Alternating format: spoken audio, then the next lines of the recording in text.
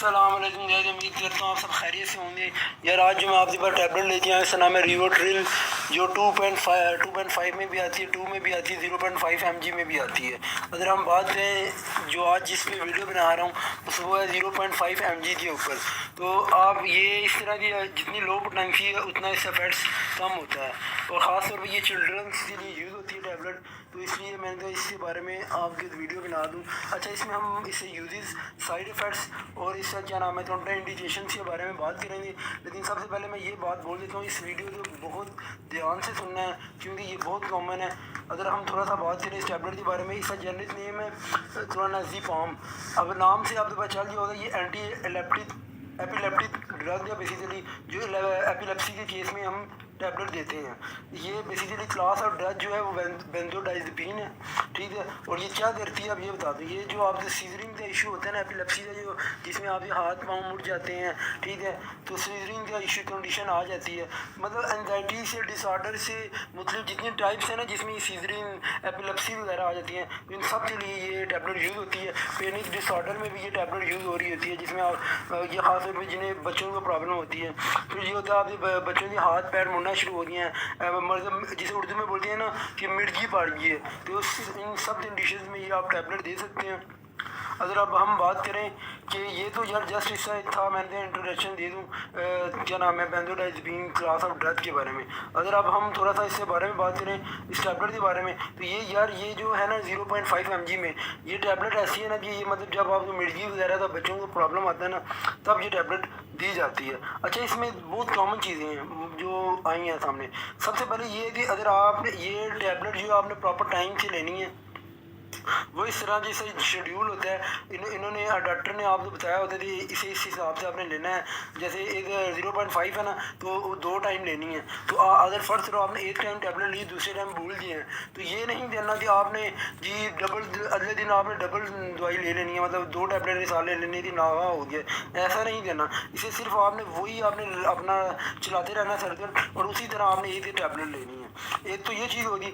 दूसरी चीज़ ये है कि यार ये टैबलेट की आपकी बॉडी वेट के हिसाब से दी जाती है।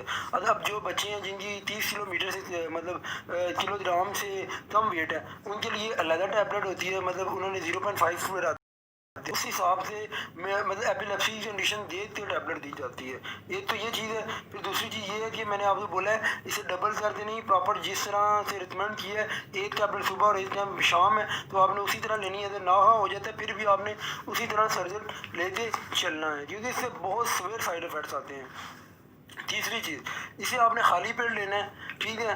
और दूसरी चीज़ है ये टैबलेट, या एक तो ये अगर आप ले रहे हो खाने के बाद ले रहे हो, तो इससे साथ ऐसी कोई मशरूबात वगैरह मतलब जूस वगैरह नहीं साथ पीना, क्योंकि अगर आप पी लेते हो तो ये जो है ना टैबलेट, इससे आपको फ़ायदा आने की बजाय साइड इफ़ेक्ट्स होगा, क्योंकि आपकी ब्लड में क्लोनाज़ेपाम जो है वो आ जाएगा, उसी लेवल इंक्रीज़ हो जाएगा, जो आपके लिए बहुत ज़्यादा नुकसानदेह है। और अब अगर हम बात करें किन कंडीशंस में आप इस टैबलेट को नहीं ले सकते, इट्स मीन कंट्रा इंडिकेशन में। पहले ये है अगर आप एलर्जी का भी प्रॉब्लम चल रहा है ना, तो फिर आप ये टैबलेट नहीं ले सकते, क्योंकि ये दोनों जो है ना ये डायज़ेपाम वगैरह ये एलर्जी के कंट्रा इंडिकेशन में आ जाते हैं, ठीक है। एक चीज़ ये होगी। दूसरी ग्लूकोमा का जिन्हें प्रॉब्लम है ना वो भी नहीं ले सकते, और ख़ास तौर पर जिन्हें ब्रेथ का मतलब प्रॉब्लम चल रहा है कि सांस का मसला चल रहा है, तो वो भी ये टैबलेट नहीं ले सकते। और जिनका ये नींद वगैरह का मसला होता है इंसोमिया का, वो भी नहीं ले सकते। और लीवर डिजीज़ की कंडीशन में तो आप ले ही नहीं सकते।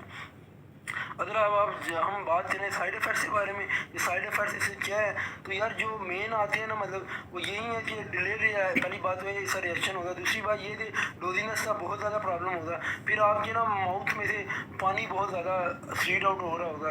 फिर ये जो मसल आपके वीकनेस स्टार्ट हो जाएंगे, ठीक है। उसके अलावा अगर हम कॉमन की बात है एनजाइटी, कन्फ्यूजन वगैरह, ठीक है। फिर उसके बाद आप एबनॉर्मल थिंकिंग आना शुरू हो जाएगी, ठीक है। इंक्रीज फॉल हो जाएगा, ठीक है। और ये आपकी जो नींद का जो प्रॉब्लम है वो भी बहुत ज़्यादा रहेगा। और मतलब ऐसे होता है ना कि डिप्रेशन वो सारे आपको नज़र आना शुरू हो जाएंगे कि आपका जो वेट जो है वो भी चेंज हो रहा है, आपका जो स्लीप का मतलब मसला है वो भी आ रहा है, एक्टिविटी प्रॉब्लम आ रही हो, और ऐसे ख्याल आ रहे हैं कि आपने जी खुदकुशी वगैरह कर लेनी है। तो ये इस टैबलेट को प्रॉपर आपने बड़े एहतियात से डॉक्टर के रिकमेंड करने के हिसाब से आपने लेना है। अगर बात करें यार कि प्रेगनेंसी वाली ख़वातीन या ब्रेस्ट फीडिंग वाली, तो यार वो इस तरह की वो मेडिकल कंडीशन के हिसाब से होगा, क्योंकि हाँ कुछ ऐसी पेशेंट्स होती हैं जिन्हें मतलब ड्यूरिंग प्रेगनेंसी में भी ये प्रॉब्लम चल रहा होता है, तो वो डॉक्टरों से रिकमेंड करके उसे मेडिकल कंडीशंस देख के उसे ये टैबलेट देगा। तो यार ये जस्ट इसे एक ओवरव्यू था, तो मुझे उम्मीद करता हूँ कि आपको इस वीडियो में हर बात समझ आ गई होगी, और इस बात को आपने ध्यान से समझना है और फिर इस टैबलेट को यूज़ करना है। तो ये था इस टैबलेट का ओवरव्यू। तो उम्मीद करता हूँ आपको वीडियो पसंद आई होगी।